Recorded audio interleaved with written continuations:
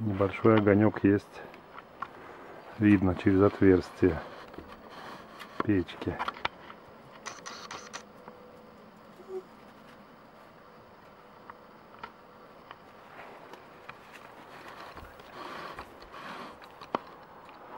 Посмотрим, сколько по времени будет гореть. Пока выключу. Ну вот так печь работает в каминном варианте. Поставил я крышку от сковородки.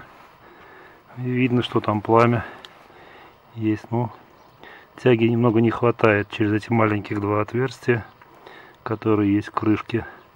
Но я думаю, что тление происходить будет.